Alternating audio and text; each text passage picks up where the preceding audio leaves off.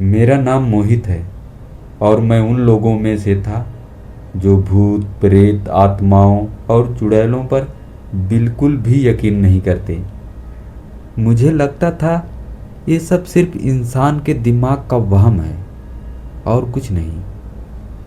वो कहानियाँ जो लोग खुद को डराने के लिए बना लेते हैं। लेकिन उस रात जो मेरे साथ हुआ उसने मेरी ये सोच हमेशा के लिए बदल दी। ये बात है साल 2015 की। उस समय मैं बाइक पर गांव-गांव घूमकर महिलाओं का सामान बेचा करता था, जैसे बिंदी, काजल, कंगन और भी बहुत कुछ। उस दिन मैं एक ऐसे गांव पहुंचा जो शहर से काफ़ी दूर घने जंगल के बीच बसा हुआ था। उस गांव के पास एक छोटी सी नदी बहती थी, साफ पानी और चारों तरफ गहरी हरियाली। शाम का समय था, सूरज धीरे धीरे डूब रहा था। उसकी सुनहरी किरणें पूरे गांव को एक अजीब सी शांति में ढक रही थी। कच्ची पगडंडी, दूर तक फैली हरियाली और चारों तरफ ऐसा सन्नाटा जैसे सब कुछ ठहर गया हो। वो जगह जितनी खूबसूरत थी उतनी ही अजीब भी लग रही थी। कुछ देर बाद मैंने अपना लगभग सारा सामान बेच लिया था और घर लौटने के लिए निकल पड़ा। रास्ते में नदी के किनारे मैंने कुछ लोगों को देखा। वो मछुआरे थे, जाल डालकर मछलियां पकड़ रहे थे।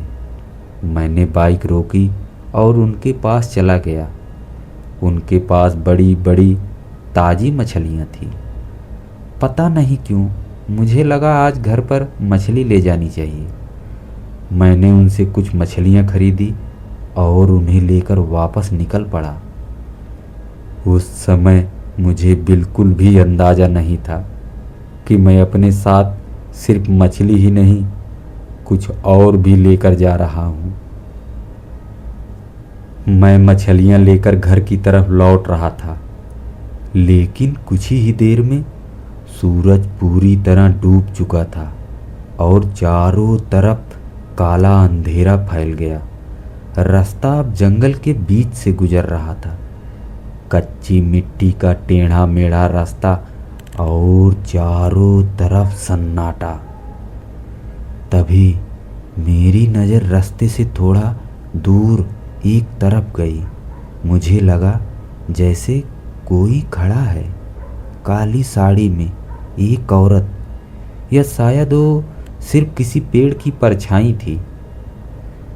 मैं कुछ पल उसे देखता रहा, लेकिन साफ कुछ समझ नहीं आया और फिर मैंने बाइक आगे बढ़ा दी। मैं थोड़ा और आगे बढ़ा, तभी मेरी नज़र फिर उस तरफ गई और इस बार वो मुझे साफ दिखाई दी। वही काली साड़ी, वही औरत, लेकिन इस बार वो रास्ते के और भी पास थी। अब मुझे सच में डर लगने लगा। मेरे मन में ख्याल आया, कहीं ये चोर डाकुओं का कोई जाल तो नहीं। मैं बाइक को ज़्यादा तेज नहीं भगा सकता था। एक तो घना जंगल और ऊपर से कच्ची मिट्टी का टेढ़ा मेढ़ा रास्ता। अभी कुछ ही दूर चला था कि तभी मेरी नज़र सामने सड़क पर गई और जो मैंने देखा, मेरी रीढ़ तक सिहरन दौड़ गई। वही काली साड़ी, वही औरत अब वो रास्ते के ठीक बीच में खड़ी थी।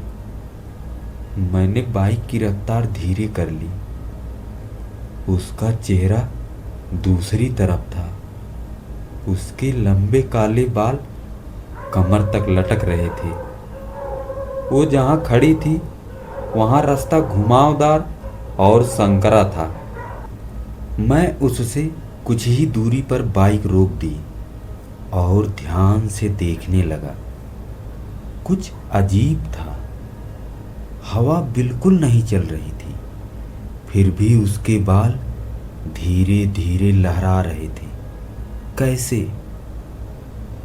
वो तो किसी मूर्ति की तरह बिल्कुल चुपचाप खड़ी थी। और तभी वो हिली, बहुत धीरे, इतना धीरे कि मेरी सांस थम गई। तभी मेरी नज़र धीरे धीरे नीचे गई और जो मैंने देखा उसे देखकर मेरा खून जम गया। उसके पांव मेरी तरफ थे, लेकिन उसका चेहरा सामने सड़क की ओर था। एक पल के लिए मेरी सांस रुक गई। बाप रे, ये औरत नहीं थी, ये चुड़ैल थी। तभी मेरा फोन बज उठा। मेरे हाथ कांप रहे थे। मैंने फोन उठाया और जैसी ही मेरी नज़र सामने गई, वहाँ कोई नहीं था।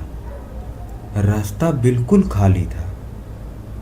फोन पर मेरी पत्नी की आवाज़ आई, हेलो, सुन रहे हो? हेलो। मैं कुछ बोलना चाहता था, लेकिन मेरी आवाज़ गले में ही अटक गई और फ़ोन कट गया। मैंने तुरंत बाइक स्टार्ट की और पूरी रफ्तार से आगे बढ़ा दी। तभी मुझे दूर रास्ते पर वही चुड़ैल दिखाई दी। इस बार वो ऊपर थी, हवा में तैर रही थी। मेरा शरीर कांप उठा। इस बार मैं नहीं रुका।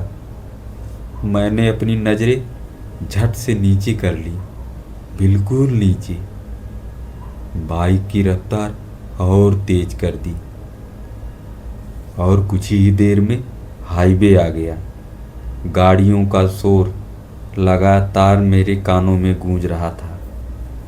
रह रहकर गाड़ियाँ मेरे पास से गुजर रही थी।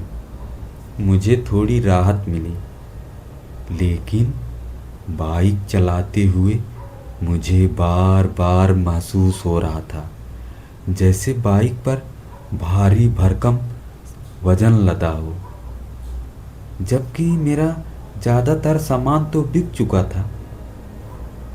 मैं कुछ भी नहीं सोचना चाहता था, कुछ भी नहीं, क्योंकि मुझे बार बार एहसास हो रहा था कि कोई और भी है मेरे साथ, मेरी बाइक पर पीछे की सीट पर बैठा है। आखिरकार कुछ ही देर में मैं घर पहुंच गया। जैसे ही मैंने बाइक पर ब्रेक लगाया, तभी किसी ने मेरे कंधे को छुआ। बर्फ जैसी ठंडी उंगलियां। और उसी पल मुझे यकीन हो गया कि मैं अकेला नहीं था। फिर मेरी पत्नी संध्या रसोई से बाहर आई। क्या जी, आज इतनी देर कैसे कर दी? मेरा गला पूरी तरह सूख चुका था। मैं कुछ बोलना चाहता था, लेकिन मेरे गले से आवाज़ ही नहीं निकली। संध्या मुझे एक गिलास पानी देकर वापस रसोई में चली गई। मैंने कांपते हाथों से गिलास उठाया और पानी पीने लगा। तभी मेरी नज़र घर के एक कोने पर पड़ी। अंधेरे में वही चुड़ैल, इस बार बिना घूंघट के।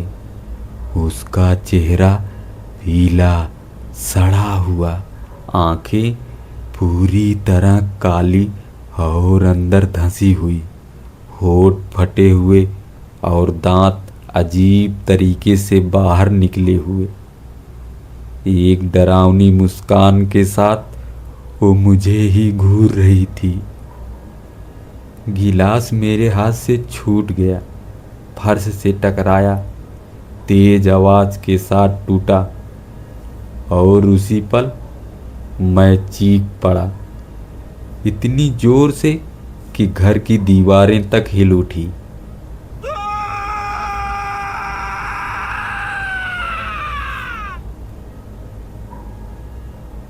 मेरी चीख सुनकर घर के सभी लोग घबरा गए। आसपास के पड़ोसी भी भागते हुए आ गए।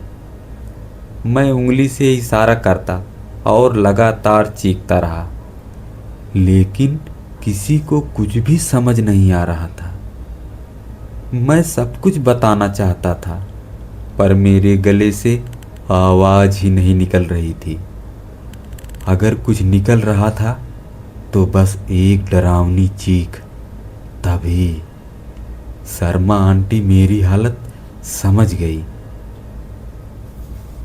वो धीरे धीरे मेरे पास आई, बिल्कुल पास।